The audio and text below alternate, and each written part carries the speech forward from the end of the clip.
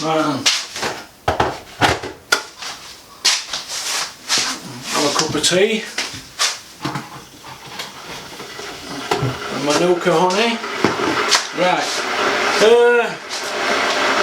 People have sent me loads of DMs in regarding shows that are coming on in New Year. There's obviously loads of questions about Eddie Hearn's show. I know I think I'm going to tip. So I'm going to give you some tips now who I think is going to win.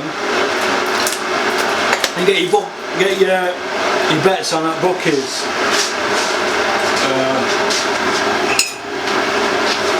I'm going to go for Kell Brook to TKO Rabchenko. No, I know it isn't this time. Kell Brook to TKO Rabchenko and Yafai to get beat against Gav McDonnell. Gav McDonnell on points against Yafai. Brook TKO. Dave Allen, Lenroy Thomas, Dave Allen on points, or if it's Sam Sexton, Dave Allen by KO. Curtis Woodhouse, Tommy Coyle, if it happens, Curtis Woodhouse late KO. And I think that's a good accumulator, that. I really do, honestly. I think it's a good accumulator. So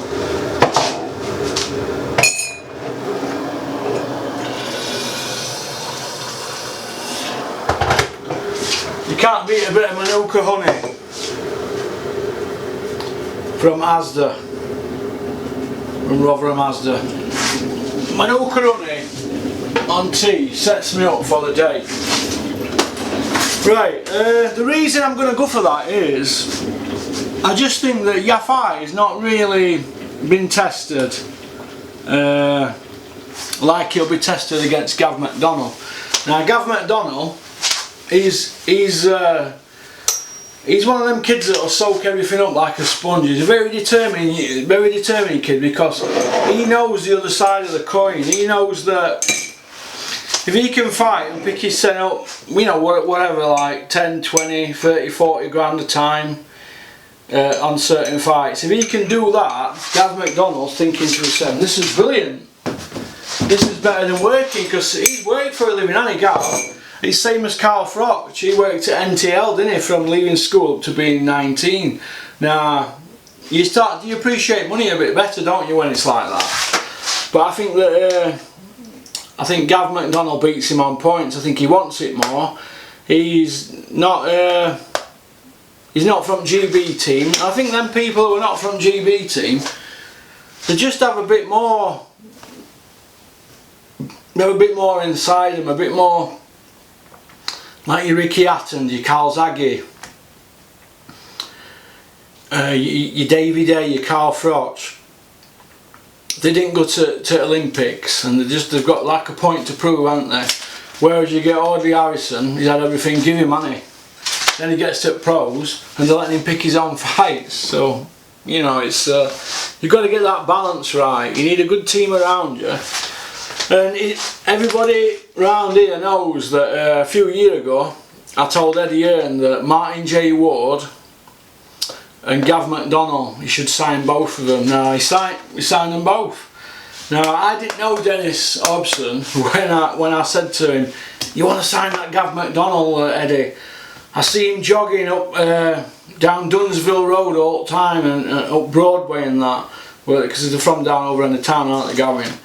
And he's proper determined. And when I had a scrap metal business, I used to go on this certain route to get this certain scrap in the morning. And I used to be there in my Veco tipper, and I'd see Gav McDonnell. And I used to think, God, I always saw him at the same time. And I thought, he's a pretty determined kid, and I like that, because not a lot of boxers actually get up and do the runs. They try and do it on a treadmill in the gym, which is cutting corners, isn't it? For example, I went to Froch's house after he fought Groves, and he got a treadmill in the garage, And I said, oh, treadmill, why don't you go on treadmill? He says, no, I need to do my runs. He says, going on treadmills, cutting corners, innit? You're sort of telling yourself, oh, I've been on treadmill, but really, a boxer knows in his heart and in his head that if he's not getting up and doing his run, he's on the roads, he's cutting corners. And Froch didn't go on a treadmill for the grocery match, but the first fight he went on a treadmill. And he got found out, didn't he, nearly, but he managed to pull it out of the bag. Same as Calzaghe was starting to cut corners in his last couple of camps, and he got dropped in his last 2 fights, and right and wrong war for him.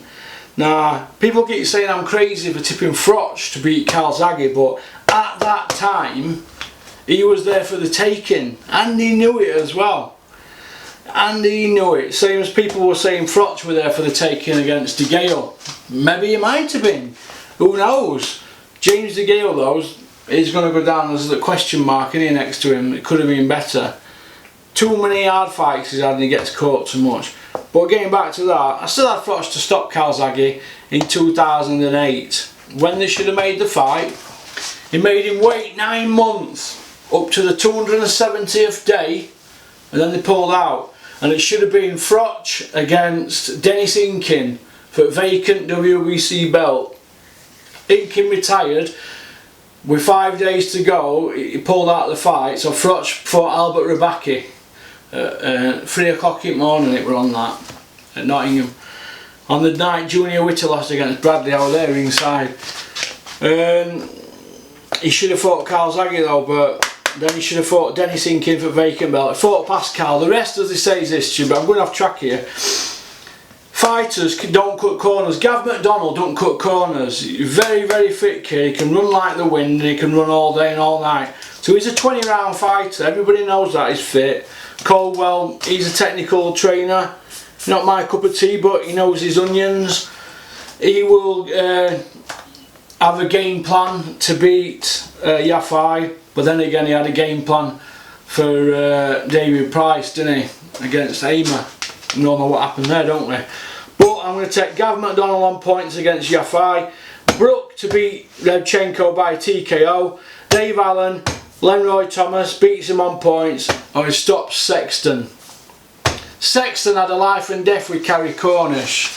Now, Dave Allen knocked Gary Cornish, Sparko, inside 30 seconds in sparring. So what do you think could happen to Sexton against Dave Allen? David would just walk through him. He'd walk through him, cut ring off, walk him down, bash him up. He won't be able to go 12 rounds with David Allen, Sexton. He looked like the Elephant Man. Curtis Woodhouse, Tommy Coyle. I see Curtis getting stuck into him on Twitter. I was down that gym a couple of weeks ago and everybody was saying, yeah, he's going to fight Tommy Coyle, blah de blah. But obviously he's got John Wayne Hibbert fight, but they were going to fight him straight after. They're not knocking it back. I think they're going to fight him in Hull though now, Tommy Coyle. They're going to build that one up for the Hull show on Sky. I think Curtis Woodhouse beats Tommy Coyle on points late stoppage, but in my bet it will be an accumulator for TKO.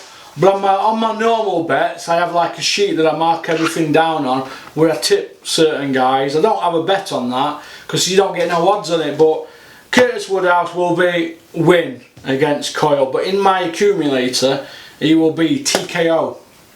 Dave Allen win against Thomas Sexton. Brook win against Rebchenko and McDonald win against Yafai.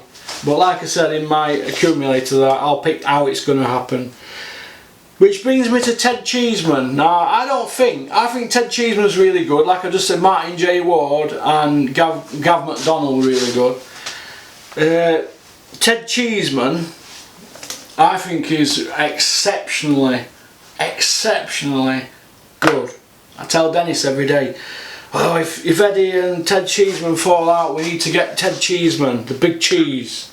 We need to get him signed. And Dennis is like, is he any good? Because Dennis don't watch boxing like I watch it. He doesn't live and breathe it like I do. But he has other things to look at, but to watch. But I think Ted Cheeseman is really good, and I think after Kell Brook beats Rebchenko, I think that Rebchenko will fight Ted Cheeseman. I think that Eddie will look to step Cheeseman up and think, look, let's put Cheeseman in with him. Which brings me to other fighters that should be on should be having other fights. Frank Buglione, whatever you want to call him, he needs to fight Yarde, doesn't he? But I mean, people keep saying he's swerving Yarde, but I think that Yarde will fight anybody, and I think Buglione will. But you've got people in their ears, haven't you? Steve Wood's going to want it to be right to fight Yarde, and I think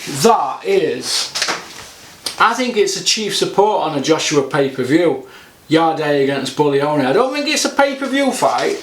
I think it could be in 2 years. I think it could be. But it looks like they're going to send him WBO route, doesn't it, Yarde? He's going to go WBO route. I don't think he beats Kovalev. I don't think he beats Beterbiev. I don't know what other belts are out there. I don't think he beats Stevenson, not yet. But Stevenson's 40 now, isn't he? But I think that Yarde against Buglione is a chief support against on a Joshua undercard. So they could probably get 250 grand each on a chief support. Now Joshua's not going to want to pay that, is he? He don't like to pay them all. I mean, some of the purses that I'm hearing that Joshua's paying these people on his shows are absolutely shocking. He should be embarrassed. He's going to sit and take £10 million out the pot, and Eddie Hearn's going to take his £2 million. So Eddie gets 2 million, Joshua gets 10 million. What do everybody else get? I mean, I'm hearing 20 grands and 30 grands. I mean, what's all that about? It's shocking, man. How much longer are they going to get away with this? When Froch fought at Wembley against Groves, the undercard, they were on mega money. Joshua was on mega money, so were James DeGale. They were on mega dough. So Froch wasn't tight, and he owned the show, didn't he? You know what I mean? George Groves had a fancy entrance. Froch never had a fancy entrance, did he? Because he's got to pay for it all, hasn't he? But Joshua has a big fancy entrance and has a big check for Michael Buffer, but then they're paying him peanuts. And nobody dare say anything, dare they? It's the Joshua effect. If you say something, you'll not get out there again. Now Joshua, slowly but surely, he's becoming too powerful in boxing.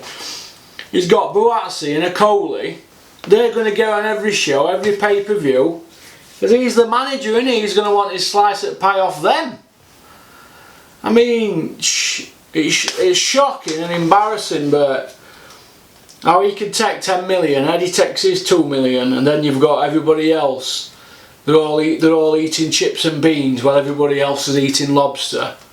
I don't agree with it, and it's wrong. And I'm not bothered people saying to me, "Oh, don't say it. Oh, we might need to work with him down the line." I'll say what I want, and that's it. It's my opinion. People need to get in line. Which brings me to Liam Cameron against Mark Efron. For a purse bid for British Mandatory. Why would we want to go into a purse bid with Mark Efron's people, Frank Warren? And Mark Efron, I'm not saying anything bad about him, I like him. Why would we want to go into a purse bid about that? Why? Why would we do that? We've got a Commonwealth title belt. We don't need to be in any purse bids, do we? You know what I mean? So, board will be getting an email the next couple of days saying that we're pulling out at purse bid. Because we've got a Commonwealth belt, haven't we, to defend. And then we're probably going to go for European or consolidate at that. Which frees up Mark Efron to go fight Langford. And he'll knock Langford out inside 60 seconds. He'll ice him. He will ice him. Get your money on Mark Efron to do Langford. It'd be a bloodbath. But which brings me to Callum Smith. I love talking about the Smiths, don't I? I've got so much love for them and respect. People say you give Smith stick. I don't give him stick actually. Swifty Smith's my favourite Smith fighter, and I've met him and I think he's a nice kid. And I think it took balls for him to leave Frank Warren.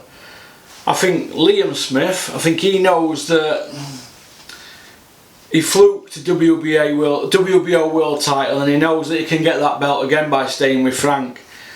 Well, if he goes with anybody else, he'll not be a world champion. But he can fight. Liam Smith can fight. He's a tough man, and he can fight also, and he can play football as well, so that's good. And they all seem decent kids, Smiths, don't they?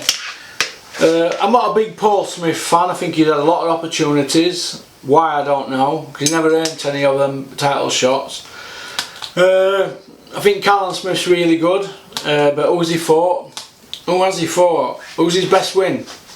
Boxrec ranked number 30, wasn't it? Rabras and Fielding 30 and 31 they were ranked, and after that he fought Scogland, who were Boxrec 11. That's it. We're now, Callum Smith's been a pro since 2012. In 48 hours we are 2018. He's still not fought a world champion, former or a current champion, or a future world champion. He hasn't. Yeah, who's he beat? Who's going to win a world title? No one. Now, I'm hearing that they haven't got a venue sorted for the Bremer fight. Now, Callum doesn't sell a ticket, does he? He doesn't sell a ticket. And him and his brothers, they've gone 0-11 against former world champions. Are they learning the trade when they get a British title, or are they just jumping into title fights? Is Gallagher feeding them stiffs and then waiting for the money fights? Maybe. Are they good enough to win world titles? Maybe. They are, all four Smiths are good enough to win world titles. Will they win them? Maybe. Maybe they will. Maybe they won't. But it'd have to be great matchmaking for them to win world titles. I think Swifty, if he came to Dennis Hobson, we could manoeuvre him into a world title.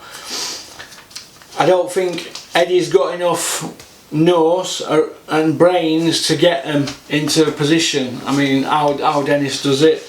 They just think pound notes all the time. They don't think about investing in the fighters. Matchroom do not invest in fighters. 3 world champions in 31 years. We're now into the 32nd year. 3 world champions. I'd, and nobody recognised the belt when he won it. And then they had nobody for 28 years. When did Joshua win it? 2015, wasn't it? I'd won it in 95, so they never. So 20 years. 20 years, yeah. From I'd to Joshua, he was 20 years before Matchroom had a world champion from debut. And Yafai won it the year later. He won the world title, or 18 months later. He's their 3rd world champion from debut. Yafai and Joshua were Olympians, aren't they?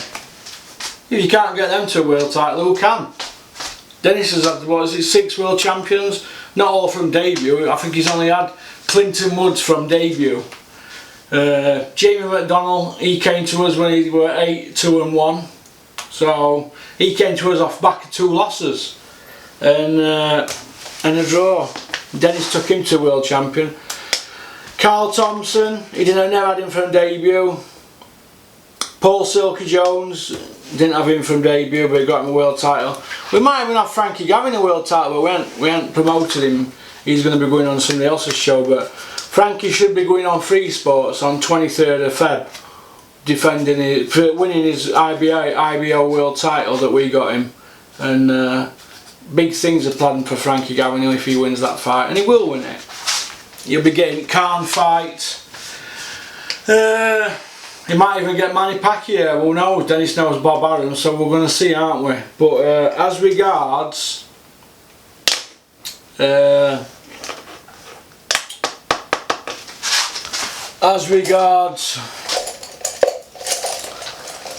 Mark Efron against Tommy Langford, he beats him. But getting back to Callum Smith, I think he'll pull out of that fight with Bremer. I think there's going to be problems. Pen don't work. I think there's going to be problems with Bremer and Callum Smith fight. I think what will happen is they're going to argue about where the venue's at, and I think that Joe Calzaghe will say they've got an injury or something, and they'll do nothing but mess them about. They've probably looked at Callum against Scotland and thought, ooh, this is going to be an hard fight against Bremer, because yeah, Callum beat Scotland, didn't he? But does Callum beat Jürgen Bremer, 40-year-old? Will he old man him? Now really, Callum should just punch his head in, shouldn't he? Because he can punch. He should stop him. But will he get old manned over 12 rounds? Maybe. If he doesn't stop Bremer, he ain't going to get a decision in Germany, is he? And they know that. So they're going to want that in Liverpool, but they're not going to get it in Liverpool. So they're going to try and do a Froch Arthur Abraham. They're going to go for a neutral ground. So it's all going to be messed up. There's going to be contract disputes. I see problems down the line with making that fight. I really do. Eubank and Groves is all done, isn't it? That's all sorted last 3 weeks. But why hasn't Smith Abraham been sorted? Nah. Which brings me to Eddie Hearn. Right, 2 seconds.